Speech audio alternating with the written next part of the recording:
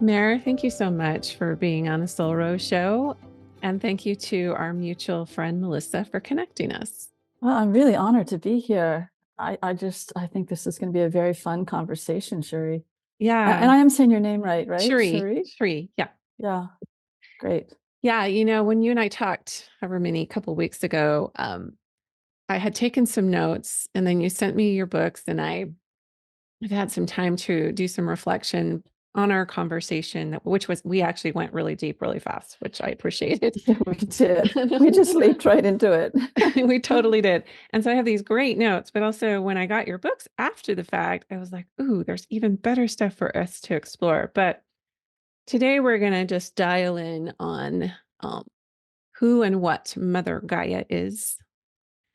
And we'll start there. But then I also want to move us into this discussion around what is happening to the Earth's resources and the kind of the vision for the future. And then also some wounding around God that, like if Mother could talk about the God wound, what would she say? And we're going to have some discussions Mm. around religion as well. But let's start with a little of your story, just the condensed, like how this path found you, how Mother found you. And I'm always intrigued by women who just say yes to Divine Mother. And I'm curious. I know a little of your, well, I do know your story, but I'm thinking our listeners would be super curious. Like, why is she channeling Ma Gaia Mother? And what is Mother Gaia? And yeah, lead us into that. Right, right. Well, first of all, I want to share a little bit about Mother Gaia. I call her Mother Gaia. A lot of people call her Earth Mother, Mother Earth. She has different names in all sorts of different cultures. All indigenous peoples work with her, honor her, revere her. They never lost their connection with her. So she goes by Pachamama in the Andes. Aluna is another name. I mean, there are many, many names for her. And she is our planetary caretaker. She is a very, very powerful spiritual being. And a lot of people who are raised in the Abrahamic traditions know of, for instance, the archangels. And the analogy I draw is that think of the archangels and who they are as very powerful spiritual beings, and know that Mother Gaia is another type of spiritual being. And from what I understand, this is may get there out there for people, is there are planetary caretakers for every planet in the universe. There are specific types of spiritual beings who take on this role. And having said that, Earth is a very unique planet. We are a planet of tremendous biodiversity, tremendous beauty. And we also are a planet that from the very get-go, the creation of the planet was, there's a spiritual blueprint that was put into place for Earth to be a planet of very high spiritual consciousness. And all this evolution that has been taking place since the very first cell evolved in the water has been coordinated under a divine plan, a master plan to raise up the spiritual energies here on the planet, with humans being part of this. And so, and you're welcome to ask me any questions there if you want for me to elaborate about our planetary caretaker before I get into how it No, is that I have surrendered. yeah, I love it. It's reminding me of like Guardians of the Galaxy. Sorry to be so light about it, but No, that's we all do. right. I have heard in many spiritual circles and by different, you know, consciousness teachers that yes, I mean, humanity is I don't want to say like a grand universal experiment, but it's also just this testing ground for how consciousness can expand and evolve under certain conditions. Earth being, I guess, a little more treacherous than I mean, it holds this polarity, as opposed to many other planets. What would you, I mean, then that's why there's such a vested interest from, let's just say, caretakers of other planets or other, life forms, you could say, have this vested interest in what's happening on Earth because of its, like you're saying, the biodiversity and the complexity. Mhm. Oh, that's a really good question. It's complicated. My understanding, what you're talking about, it's very complicated. First of all, there are many, many conscious beings here on Earth, and the fact of the matter is that the trees are very, very conscious. The flowers, and then I love working with the nature spirit realms. They very much exist in the multidimensional planes around us. They're incredibly conscious and very highly evolved. So we have within our Western mindset, and this is where I use the term cultural conditioning, have been given this story that humans are at the apex of all life here on Earth. And that's never been the truth. And it's really this perception has not served us, and it's not serving the planet and all the other beings here on the planet by any means. Mhm. Um, You know, I and have you heard of the Go ahead. luminaries, like the book The Luminary? It's a book that somebody channeled or wrote that I read many, many years ago. I want to say I read it 15 years ago about guardians over the different crystals and rocks and the elementals, and you know what I mean, like guardians of the air and the fire and the water. And is that is that in conjunction with Mother Gaia, and is she sort of the main overseer of all of those realms?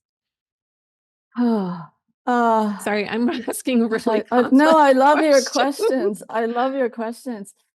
There are spiritual councils on many, many levels in many domains here on Earth. There are spiritual councils off planet.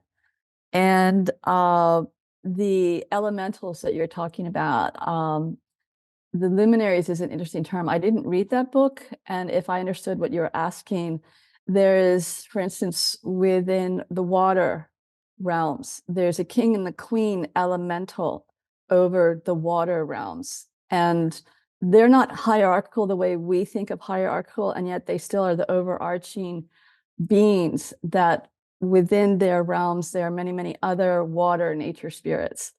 It's vast intelligence within the water. And the same goes for the air, the same goes for fire.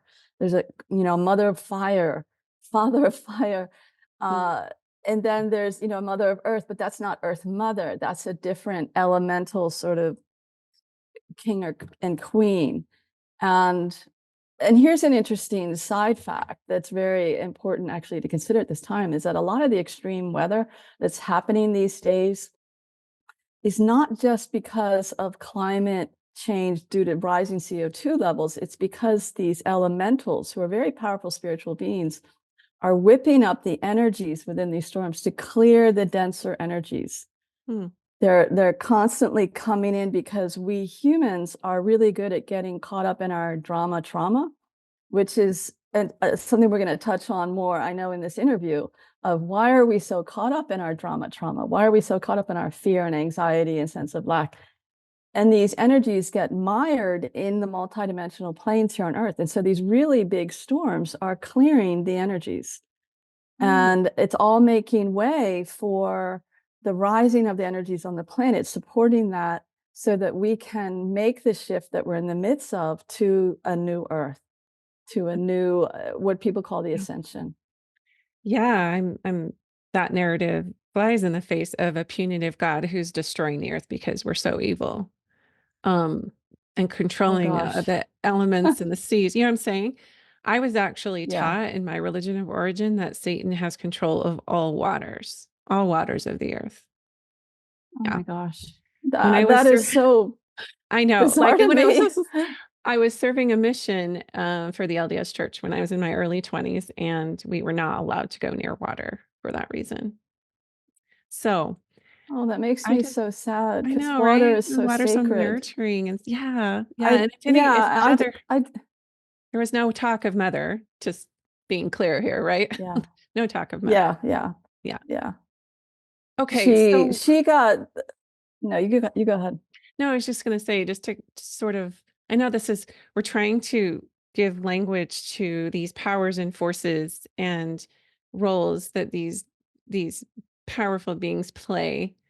And so I know it's hard to put into language, but just further clarifying about Mother Gaia. So she's her own sovereign spiritual being because I Yes. think of Mother Gaia, and I think a lot of other people think of Mother Earth this way, is that how can a planet have its own spirit or be its own being? And I'm trying to, in my mind, marry those two ideas Mm. conceptually, right? Like, is she a form of a personage? You know what I'm saying? Or, I mean, she is feminine, obviously. She is feminine. She does embody the divine feminine. Gosh, I'm trying to figure out how to answer your question because to me it just is like, well, she is, you know. Right, right, right. Uh, but But for those of us who this have is, this conditioning around literality, when you talk about a uh being, it goes straight to a human formed consciousness spirit form, yeah, a and this human is in spirit why, form. yeah. Hmm. Well, this is why I draw the analogy of if you think about the archangels, like most of them have never been in the physical here on earth. A few have. Don't ask me to go into specifics there. Um, for instance, Enoch is in the First Testament, the first book of the Bible. And he's a very powerful spiritual being who chose to take on a human body for a couple of incarnations. But for the most part, he is a spiritual being who exists in the spiritual planes within the universal realms and supports Earth. So Mother Gaia is a spiritual being who is not human. She never was human. She comes from a specific group of spiritual beings who have the role of being planetary caretakers. Uh, and she carries a lot of energy. I can feel her coming in a lot of times. And I haven't even told the story about how it is that I surrendered to serve her. We'll get there Yeah, in a I know. moment. I know, because I'm like But trying to I pick your hope brain up. I'm, yeah. Well, I hope I'm making sense with No, what I'm sharing. it does make sense to me. Totally does. It wouldn't, like, I would have kept drilling you on it before, just to kind of be, because in my old belief system, and I think our brains have to do this for us to make sense of the world, Yeah. and it's like, what form is she in? Like, I would have had to know, like, because of the way that I was conditioned, like, how could this being Mhm. be real if they don't have, even in spirit form, a human personage, right? It's just hard for us Yeah. to connect to beings, like you're saying, the Sasquatch and other things. Like, at least I know that form because I've seen, Yeah.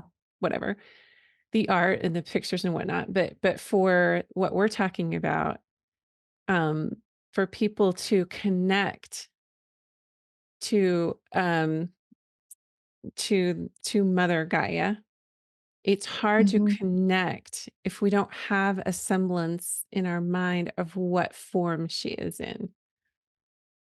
No, I hear you. And it's interesting to me because Mother Gaia and the Virgin Mary are very, very close. They work together very closely.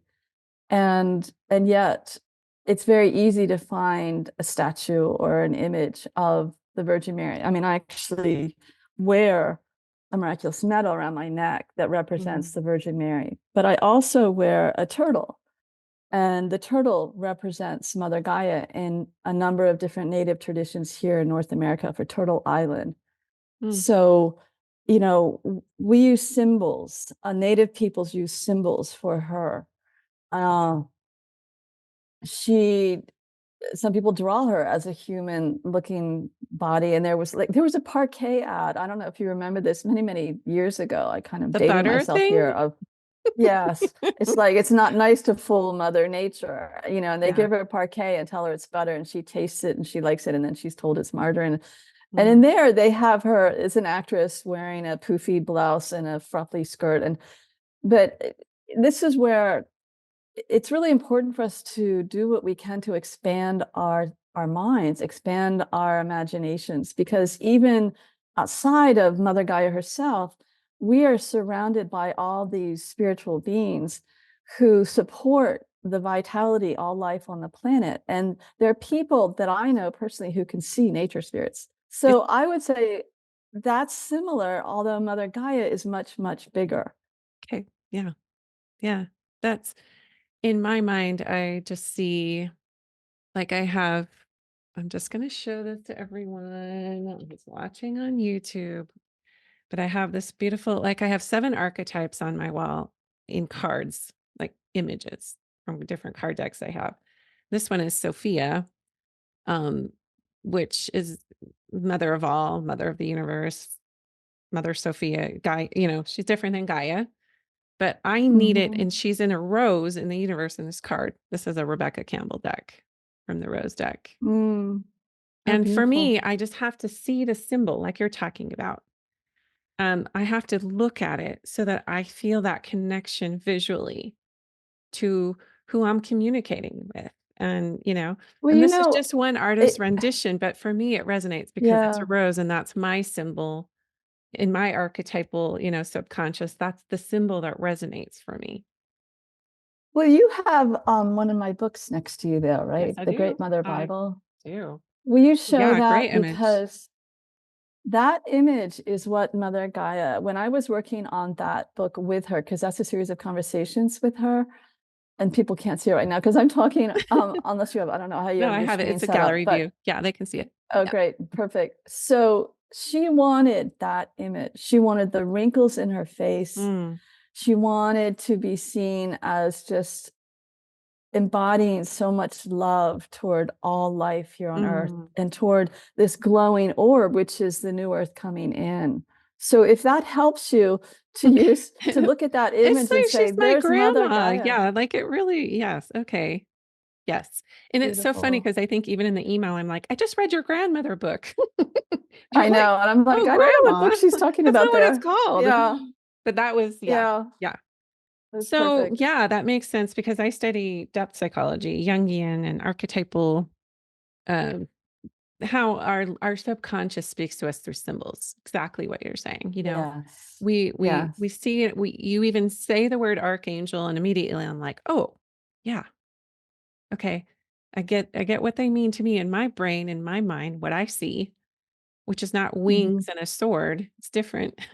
But Mhm. I think we get too caught up. And then the reason I'm drilling you on this is because I know that my past self, like I said, in my old belief system, would have needed like form, like to know the mystery of it, to understand it before I could Yeah. believe it was real, right? And so now just using these archetypes and these symbols, it can be enough for me now, right? But before I was just like, oh my gosh, this feels like cosmic soup stuff. This feels like nothing I can hold on to and attach to. Feels so ethereal. And I hear what you're saying, and I can understand what you're saying because I probably was there many years ago with my Catholic upbringing. But And we're now gonna I go have there. We learned, are gonna go there. yeah, we're going to go there. But now I've come to a place where if I feel an energy coming in, I can discern this is another spiritual being coming in. I don't need to see it. Some people can. I work with people who can, but I can feel it and I can discern. And usually gets to the point when if I'm talking about a spiritual being, they come in anyway because multidimensionally they know they're being mentioned. I think that there's just a lot of fear around connecting to something other than a Father God somewhere in the heavens. So we'll get to that, the fear around that. Mm. But I want you to take us through because I know you had a really pronounced health crisis that led you Mhm. into this path that you're on now. And usually there's this rite of passage that every healer, way shower, teacher goes through to put them kind of like in the work they're doing and on the map of consciousness that they're meant to be on. So, yeah, why don't you share with our listeners Yes. that evolution for you? Well, I had already apprenticed with a Cherokee medicine woman for 14 years, and then she and I parted ways. And the following year, I befriended an Algonquin medicine man. Shortly after the teacher and I disconnected, and we really hit it off. and and there were all sorts of miracles happening just when we met. I went to one of his workshops, and about a year later, he contacted me because he lived in a different state from where I was. And he said, Gaia, he calls her Gaia, and he'd been working closely with Gaia for many, many years. And she actually appeared to him one time as a column of wispy vapor on a trail. He was hiking by himself and she appeared and identified herself as Gaia. And they had a really long conversation, like 3 hours. And she proceeded to tell him certain things that were going to happen in his life right after they met. And he was like, oh, no, that's impossible. I can't, that won't happen. And they all happened. And so his rapport with her was very close. So she contacted him, where they were in communication. He was doing ceremony. And she requested that he and I do a ceremony together for her a month later. And he contacted me and I said, oh, yes, of course I will do that. I'd love to do that. And I hadn't been feeling well for a number of months. And later on that month, this was May of 2012, later on that month, at the end of May, I was diagnosed with lymphoma, cancer of the lymph nodes. And this was 4 days before I was scheduled to do the ceremony with this Algonquin medicine man. And I knew I was going to do the ceremony. Nothing was going to stop me, even though I was freaking out about this diagnosis and afraid of what the doctors were going to ask me to do and take and chemo and et cetera, et cetera. And so I drove up to the northern part of Pennsylvania, kind of met halfway because he's in the Hudson River Valley. And I was in Maryland at the time. And we did a ceremony in a forest there, a huge state forest. And he said to me just prior to starting the ceremony, he knew what my situation was. He knew I had the cancer diagnosis and all that. And he said, I'm going to be bringing Gaia's energy and conscious into your energy body, but I don't know how you're going to disconnect afterwards. And my response to him in the moment was, I'm not worried because I know whatever's meant to happen is going to happen. And I know my life as a served mother already because I'd been an environmentalist and then studied with a Cherokee teacher. And so I'd already been developing a really strong sense of Earth Mother, Mother Gaia. But this took it to another level because right at the end of the ceremony, she started talking to me very clearly, like you're hearing me right now. And she said that if I surrendered to her to the extent she would ask me to surrender, that she would help me heal from the cancer without the doctors. And of course, in that moment, I'm like, yes, of course, big fat yes. So I kind of joke about it, like she got me, she got me. I mean, if it had been a year before, I would have been like, well, I don't really know. This sounds like really big and scary, but in that situation, I was terrified. And she's like, I'm here to help you. But the deal is that you surrendered to me to follow through on what she was going to ask me to do. And so that's what's played out since that early June of 2012. And there's so many miracles that have happened, like within, gosh, a week and a half after that. I was spiritually called by the dolphins and whales, and I knew it was Mother working through them to go to the ocean and do ceremony. And I love doing ceremony. I learned a lot about doing it when I was with the Cherokee teacher. And on the way to the beach, 3-hour drive, I filled my little car up with, I had a little TDI diesel Golf VW. I filled it up to full. And then I went tootling down the highway to get to my destination on the coast. And the gas tank stayed on full for 110 miles. Wow. And I was kind of freaking out, going, oh my God, it's broken. It's broken. And I'm living off my savings right now. And I was working on a whole other book. And then it started going down normally after 110 miles. And that's when I turned to Mother because she and I were talking, but she was silent as I was freaking out. I think she was probably humored by my freak out. And I turned to her, I said, you must be doing this. She said, this is so you know to trust me. I'm taking care of you. Trust me. And I've had so many miracles beyond that. But that was a pretty interesting one. And then when I got to the beach, she, I was there for, I guess, 3 nights. I was up in the middle of the night doing ceremony. I was on the beach doing ceremony. I was in my car doing ceremony because I kicked off the beach at 10 p.m. because that's what they do on Assateague in Virginia. And essentially, Mother said, she came through so strongly. She was talking with me the whole time. She said, I want you to put this other book aside that you're working on. This is what I want you to write. This is the title, and these are all the chapter headings. And then she gave me the very first chapter, which is her message to us women. And which book is that? The first The one that That's the first one. That's the Messages from Mother Earth, Mother book. yeah, I'm just gonna hold it up.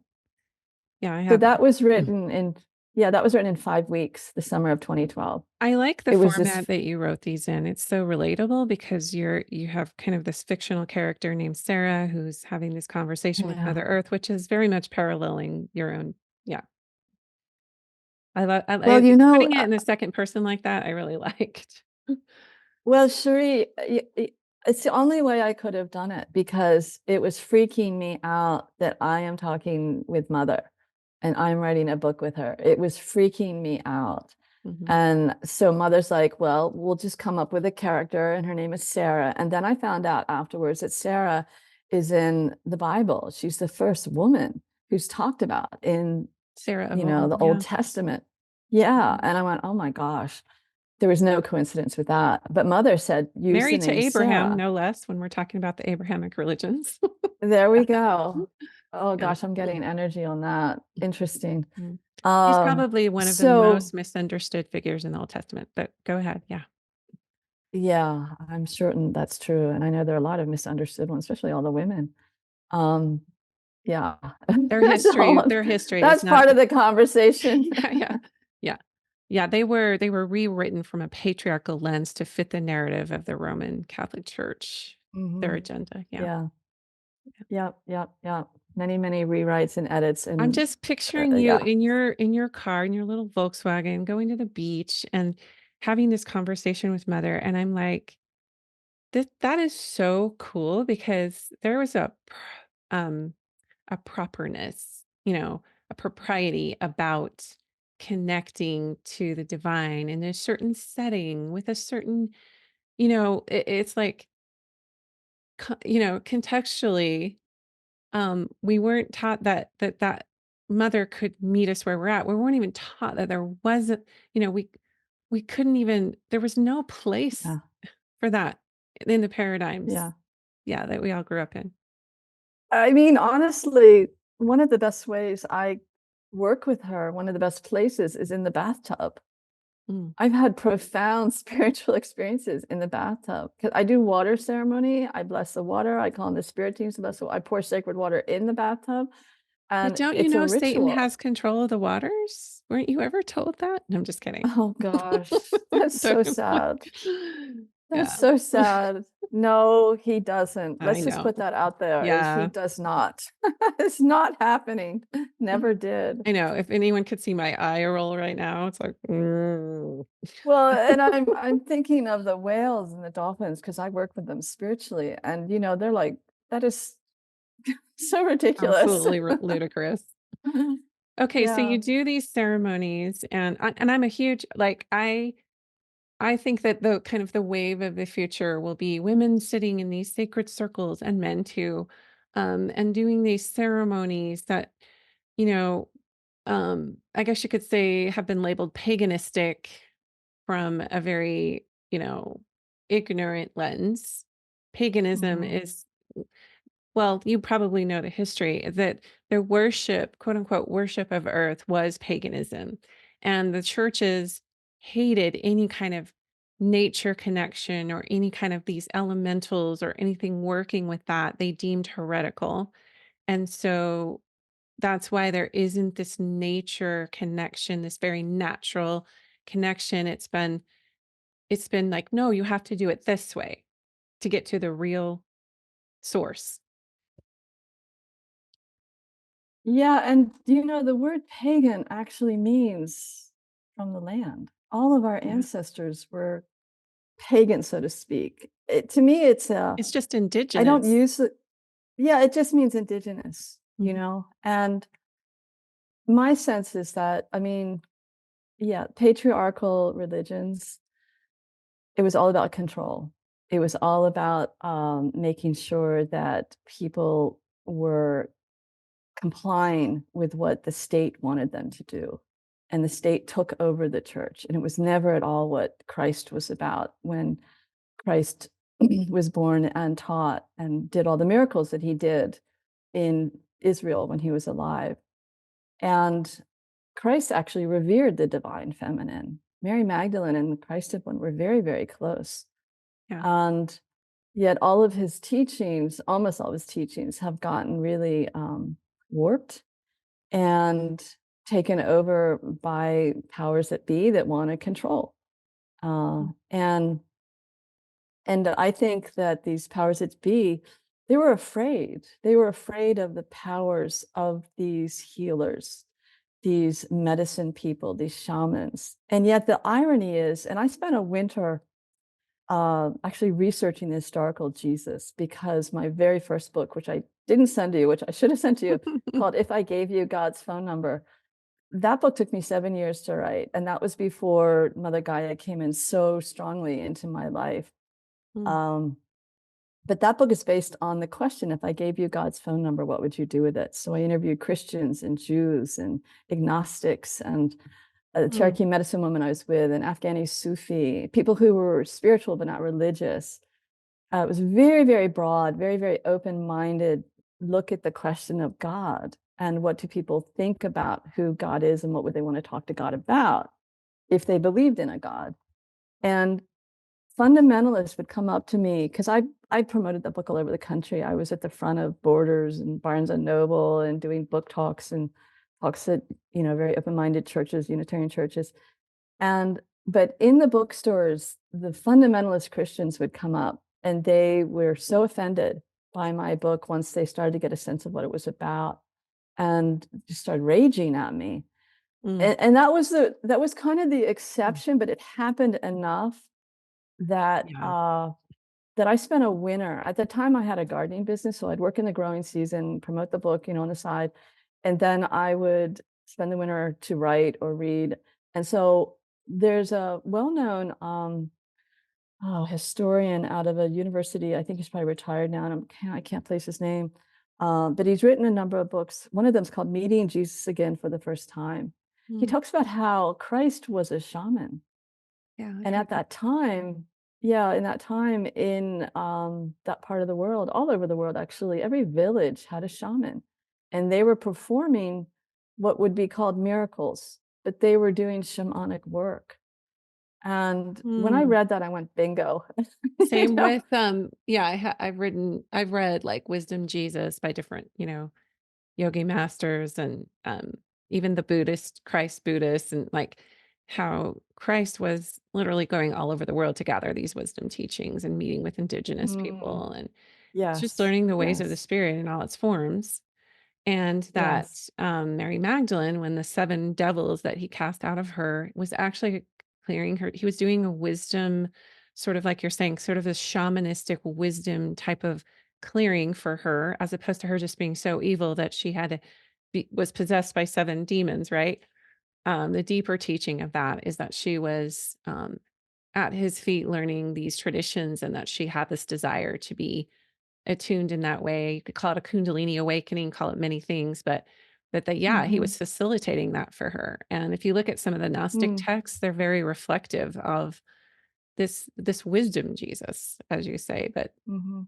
when we say shaman, You we have a know certain visual of that in our head, like a native, let's just say a native elder in a headdress or something dancing around a fire. Some people have that visual as yeah, that's a yeah. shaman. But they don't need to look like that.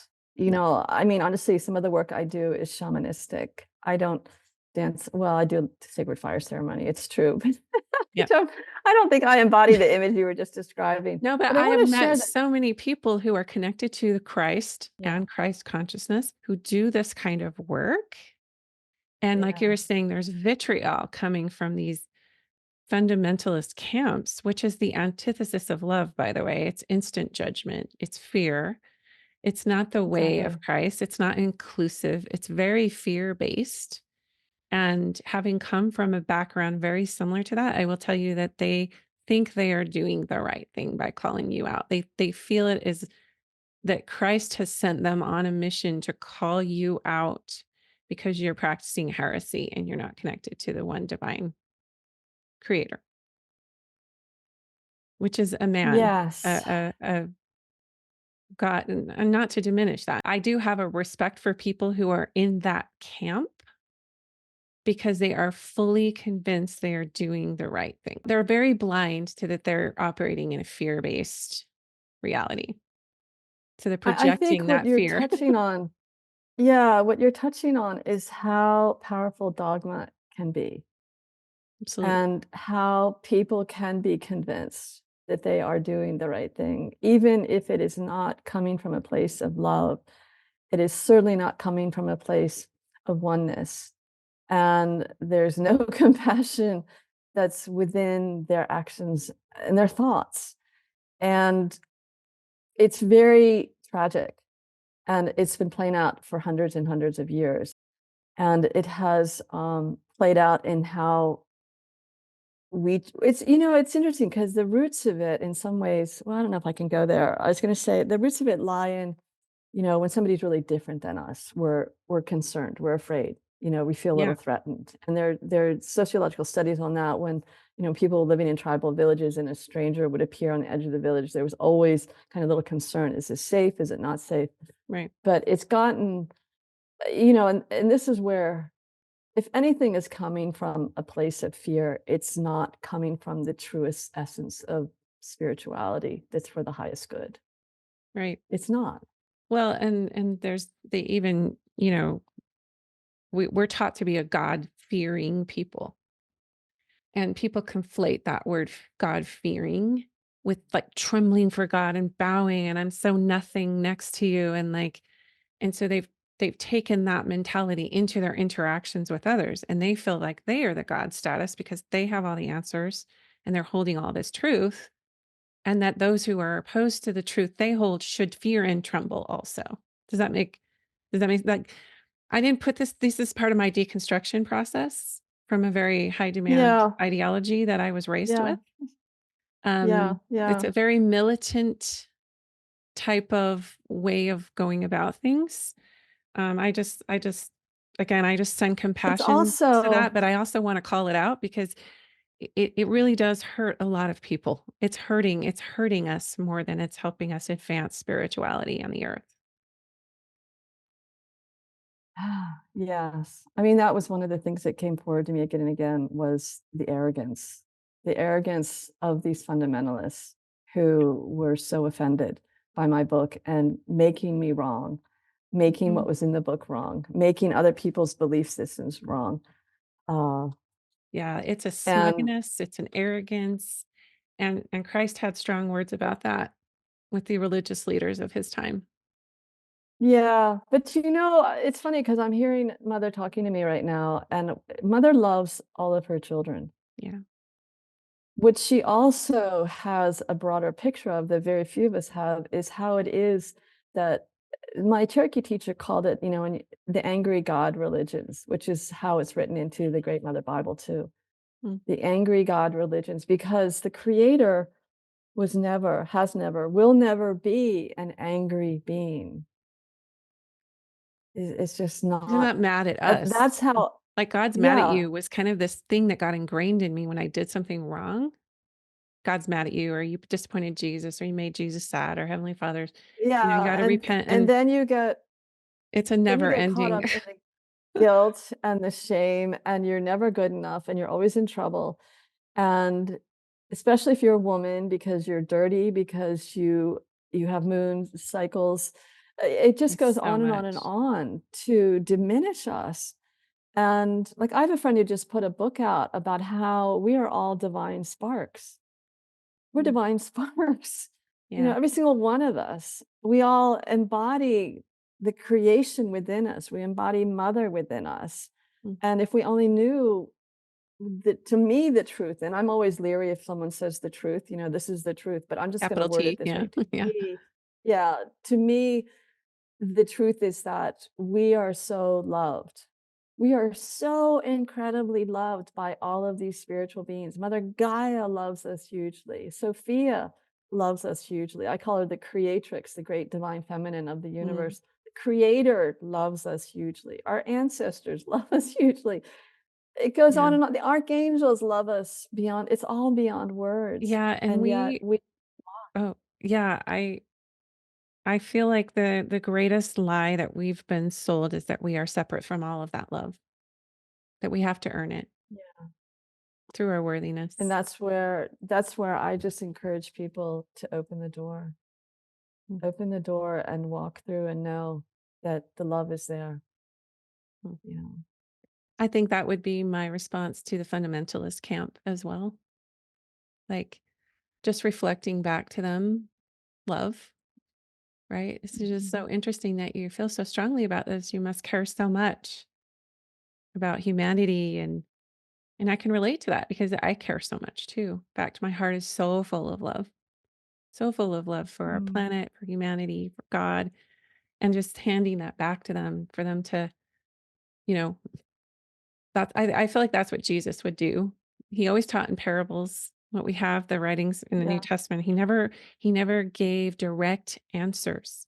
He let people stew in the mystery and the paradox of everything that he was doing. Like you were saying, all these miracles, yeah, he tapped into the power of the earth, the power of the elements. Um, and I think we want to put him in like a suit and tie in some respects and polish him up and make him and brand him. So I have really strong feelings about that. And you have a whole chapter in your book, chapter 11 on the in the Great Mother Bible on the God wound. And you were raised Catholic, so you it's called On the Catholic Mhm. Church and God Woundedness. Um Yeah. Yeah. yeah, You it's know, I never you go. Go ahead. no, go ahead. Well, when I was promoting that first book, If I Gave You God's Phone Number, I really did not have a strong sense initially of how many people grew up in these dogmatic, angry God religions, that Judaism, Christianity.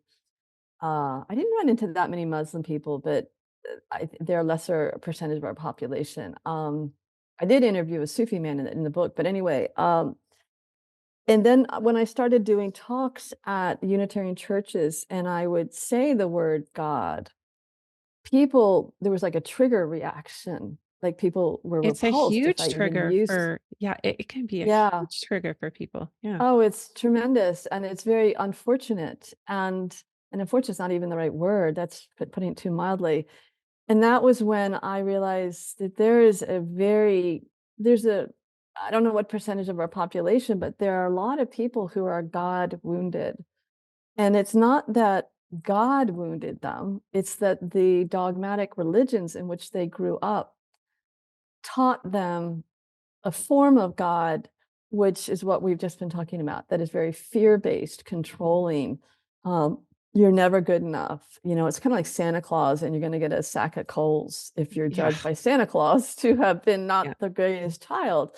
And you're But being it's very similar. micromanaged and always being watched to see if you're naughty or nice. Santa Yeah. is an archetype of God in our culture, Yes. actually. And and yet, when I walked away from the Catholic Church, because it was really not fulfilling me, and I was in my early 20s, much as to my parents' chagrin, uh, and I ended up actually spending 7 years at a yoga center where there was a guru doing a lot of teaching and teaching different types of, one major form of yoga, a Kripalu Yoga Center. And this guru talked about a creator being, I forget even the word that he used, which was not at all angry, was, compassionate and loving. And I'm like, this makes so much more sense to me. I will embrace this model, so to speak, because the cultural conditioning of the Catholic faith is very strong. And I'm still dealing with levels of shame and guilt, and not feeling good enough. It still rises up in me now, and Sure. I'm in my early 60s now. Yeah. Yeah. It's an ongoing process of I think healing. I think even like you said, we're swimming in it by osmosis, even if people weren't. I can literally tell you every single person that I have interviewed on this podcast has some kind of a God wound or a religious wound, even if they're completely still faithful in their religion or whatever, or if they've left or whatever, or if they never went to church at all. It's Mm, America was founded on this God-fearing colonizer, manifest destiny, um, sort of this hierarchical way of from the monarchy from all the way back in England, right? So America has Well, carried from the that, and Vatican too. yeah, Yeah. yeah. But it came from Europe. I mean, these wounded people came from Europe. And, you know, the Cherokee teacher that I was with talked about how there were prophecies that there were going to be people coming in these great big, winged boats, and these people needed healing. They Mm, knew already that mm, these colonists who were going to come were very wounded. Unfortunately, the opportunities did not arise for them to offer the healings that could have happened mm. because indigenous peoples don't have an angry God cosmology. So In interesting. their in their realms, the world in which they live is very, very abundant. Everyone takes care of each other. They know how to work with the forest. They know how to work with the animals. They are doing dreaming journeys to communicate with the overarching devas of the deer, for instance, that they want to hunt. And it's all in this place of reverence and love and honoring the web of life. Mm. It's You it's know, so much healthier. I want to read an excerpt from this chapter, but I also want to speak to something that came to my mind as you were talking. I Mormonism is my religion of origin. I think I shared with you I'm a seventh generation on my direct matrilineal line. My mother's mother's mother's all the way back to the beginning of the church, and Mormons are big on genealogy. So I've done a lot of, my mother and her mother and her. It just done so much genealogy. Well, I am actually related to a Cherokee princess on my mother's line as well. Her father was Chief Open Gate, and I want to find out more about her. So, listeners, if you know anything, let me know. But it occurred to me that I also just have that a little dip into that indigenous on that same line.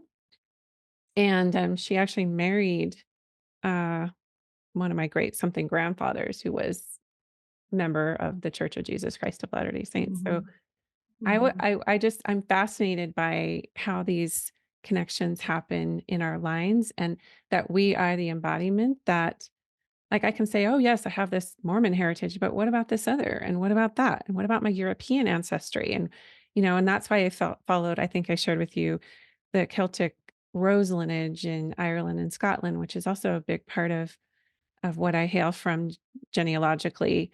um, so I think knowing that we're all connected doesn't matter if you do your pedigree charts and all of your genealogy and know all of your ancestry. We're all still connected.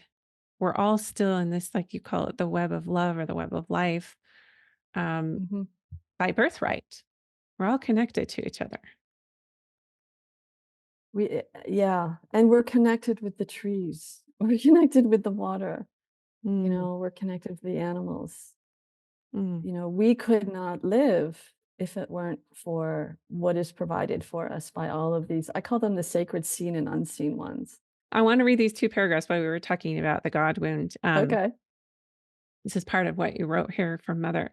There are many women and men who won't or can't leave their more patriarchal religions, and I do love them. I love them just as much as I love my two-leggeds who have left the religion of birth to find spiritual community in more open, all-embracing churches or other groups. Many have turned to Buddhism, yoga, or meditative meditation groups or other alternatives. So many of my human children are God wounded. It's so sad, and it's not because the great mystery wounded them. It certainly wasn't I that wounded them either, because they were not learning much about me in their churches or synagogues or mosques. It's the version of God they learned while they were young, and how God was described to them, that wounded their hearts and their spirit. They were taught to fear God. God would punish them. Yet, this is so far from the truth. But again, these have been teachings influenced by those who are leaving me now. And you just go on. It's such a relief to see their energies departing. It's time to heal these ways of perceiving the great mystery, since the Creator has never been about fear,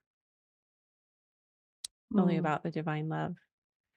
And what mhm, I guess occurs to me too is that, I was taught that this life is a test of faith, and that I needed to have to hold a certain amount of fear to stay grounded in keeping myself in check, being warned about people like you, Mare, People like Scary me as I now, am. my mother warned me. But no, it was just this like, if you don't hold a certain amount of, and some people have even conflated that fear with respect or or reverence. Oh, Um, mm. and I think I shared with you that like most of my church, my favorite part of growing up in the church was girls' camp, going out in nature and connecting that. Those were my most spiritual experiences, or with music. It wasn't sitting reverently with my dress and my legs crossed and my arms folded and my head bowed. And there's a beautiful divine place for that. I'm not mocking it, but the lights were fluorescent. It was stiff. Mhm. There was a holding back. There was an air of not enoughness, and it was also mixed with this beauty of spirit. So it was hard to parse out, what was true and what wasn't for me until I got much older and realized that my health was being affected. Um, I was told that people who put the earth over everything else are people who have this really dark agenda. Anyway, I could go on and on and on, but um, you talk about Oh, we get that it's just sanitizing. It's whitewashing nature and cycles and rhythms and reality and rawness as not spiritual. It's the domestication of our spirits, right? ah, I'm thinking of the way you're wording that, the domestication of our spirit. That's Yeah, that's one way to word it. It's such a disconnection from a much, more balanced, more harmonious, more divine feminine infused spirituality yeah. that is the basis for all life, Yeah. you know? And you know that already. It's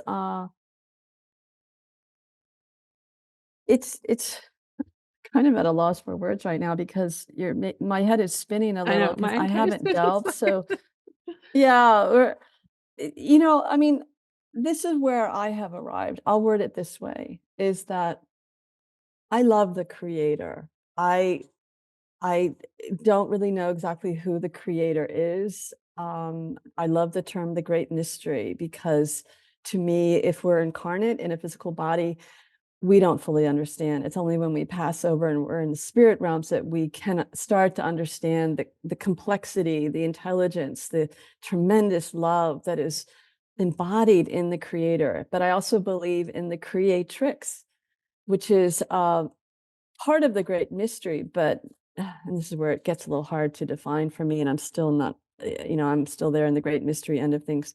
But there is a powerful, powerful divine feminine force within the universe that has birthed Mhm. everything within the universe, including Mother Gaia, including this planet, including my soul and your soul, and beings who are living in planets way in another galaxy.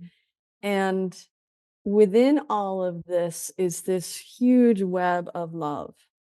Mm. And I believe we are here incarnate to find our way back to the love, the divine love, and to find our way back so that we can embody the divine love. And calling in the Christed one, the Christ conscious, is one way to do it. And Mother Gaia loves the Christed one. She's calling for all of us to open our hearts and energies to the Christed one, but not the dogmatic angry God version of Christ, but who the Christ really was as a highly, highly evolved soul. And Who but embodied even the perfect love, trees, right? yeah, but the trees embody the Christ consciousness. I mean, this is maybe out there for a lot of people, but we live in a planet that is so incredibly beautiful and complex. And there's psychic hotlines between all the trees, the bushes, the flowers, the winds, the clouds. I mean, if we only knew like the communication channels that are beyond the human realms that are happening all the time, Mhm. and the spiritual councils that are at play or at work, depending on how you want to word it, that are coordinating what's happening on the planet to bring us to a planet of much higher love Mm, and to wean us from the fear, to invite us forward to shed the fear. mm. This is what's happening right now. And we're all invited to it. We're invited to this party. And frankly, the planet's going to go there regardless. The question Mhm. is how many humans are going to wake up enough to evolve into that place, I think because we that all have free will. yeah, yes, and I feel like the fundamentalist fear that we spoke to of the dogma, people who have been, let's just say, indoctrinated with a lot of dogma and fear and, um, there is a great reticence for them to consider the path of oneness, even though if you really look at Christ's teachings, it was all the Father and I are one. He was teaching oneness. He was teaching that interconnectivity. And I remember you Mm. saying in our last conversation that you had talked to some kind of an elder or wise teacher that talked to you about what he foresaw in the future of religions. Do you want to speak to that a little bit? Yeah, he was a Shoshone elder, Shoshone medicine man, extraordinarily gifted, Benny LeBeau. And he mentioned to me one time, because I studied under him. He was my guardian, spiritual guardian, when I was writing the Great Mother Bible. Yeah, Mm, I was under his wing. He said that in time, organized religion will not be making it through the transitions ahead in the future because the energetics of those religions just won't mesh. mhm. They won't, it's there's too much density, there's too much fear. And in order for us to evolve into this next sort of iteration of evolution, we have to shift out of the fear. We have to heal ourselves from the fear. And I dance with this every day. I mean, I have my Yeah. own anxieties, I have my own fears.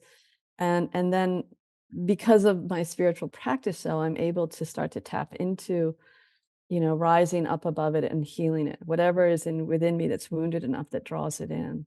Yeah, But, I'm in the same dance. I'm in the same dance, yeah, like and I think it's also yeah. because 'cause we're just picking up on the collective, like, no matter how much work we do within ourselves, we're still Oh, gonna pick up yes. on the collective stuff, and as Christed beings, as Christ consciousness in connection to that, however you, like, metaphorically even wanna say it, like, we can move that through us and transmute it, but we don't always have the awareness.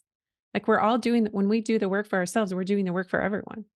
That is Christed, Yeah, uh, you know, yeah. but also, like, we don't always have the awareness because we're so programmed and so conditioned, um, in this fear mind virus that we don't always have Mhm, the awareness that we're swirling in that. So mhm. so I see Mother Earth, Gaia, I see that as a way to ground and align us, uh, with that truth of who we actually are. If you were giving somebody, I know you're gonna come into our Facebook community, Soul Rose community, and you're gonna do this beautiful guided, meditation to anchor in, our connection to the root chakra and the heart of mother, which I'm really looking forward to Mhm. that, the day after Mother's Day on May 13th. Yes, perfect timing. But what would you say practically when you say that you move through this every day, that you're sort of walking through that fear and that anxiety? Do you have any kind of an anchoring practice that you do that you might be able to share with us? Mhm. I do a number of things. One of the things that I do, honestly, is I visualize my energy body, my aura, as a bubble, maybe an egg-shaped bubble, and I visualize mirrors on the outside. And I put it out there on the spirit plane. My intention is to not take in anything that is coming in from outside of me. So, yes, we have a lot of drama, trauma, fear within the human matrix of energetics. And I'm such an empath, I absorb it in a millisecond. Yeah, me too. So that's one exercise. Yeah, Yeah, that's great. yeah. Yeah, that's great. And And that's something then you teach to children too. That's a beautiful, simple yes. visual. Yeah. Yes. I connect with mother and her heart every day. I actually energetically drop to her heart. Mm, and invite her to fill me with her love. And I feel her coming into my womb space. I feel her coming into my heart chakra. mm. Uh, there are a lot of different things I do beyond that, but that is a big part of it.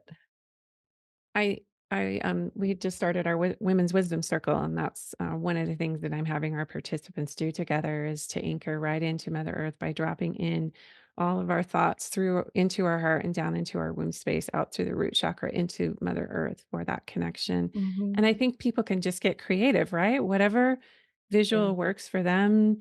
I think it extends beyond belief systems, what we're talking about. And I love the great mystery as a term for God as well, because it's so personal for each one of us who and what creator is, who and what Mother Earth is. And so I love that you've brought these where, and I'm just going to hold them up to so you can tell people where to find them. But the ones, and what Uh, was the name of the first book? If I gave you God's phone number, if which I gave you God's phone number. Yeah, yeah. yeah. And this Well, one is they're messages. available. Oh, That's they're all on Messages from Mother Amazon, right? Earth and Mother. They're all on Amazon. You can go to my website with greatmotherlove.earth and I can autograph one for you, but they're available as ebooks. You can order them from any bookstore. You can find them all over. Yeah. Yeah. Well, thank you so much for the work you're doing. It's brave, it's bold, it's heart-based, uh, it's a gift. And also thank you for your books and for your time. And I'm grateful that Well, we were thank able to go you. so deep. I feel like I peppered you with all these really deep, Oh, no, they um, were beautiful questions. They were it's wonderful. I like being poked and pushed and nodded to nudged to go deeper. And if we have a millisecond, yes, everyone let's who's yeah. listening is invited to participate in the Thousand Goddesses Gathering Global Grid. Thank you for bringing This that is up. based on a yeah, this is based on a Tibetan prophecy that when a thousand goddesses or Tibetan Taras unite, this will shift the tone of our sacred earth from fear to compassion. This is exactly what we've been talking about. And so Mm, these are ceremonies all over the world. They can be simple ceremonies or larger ceremonies, women gathering in circle, men joining them to support them, to call in the divine feminine, to call in these powerful, beautiful spiritual ones who want to help us. And it's mm, all about healing the planet, healing the denser realms of fear and mm. anxiety, et cetera, et cetera. Thank So it's you. happening every fall, and I know This you'll probably November, put the right? website November there. 1st? It, November 1st, yeah, which So will we'll put be the a link to new that in moon. the show notes. That'd be great. It's just the Yeah. number 1000 goddesses.net, correct? Yes. Okay. Yes. Thank you so much, Mare. This was really, really enlightening. I loved speaking with you. Thank you for having me. It's been very rich.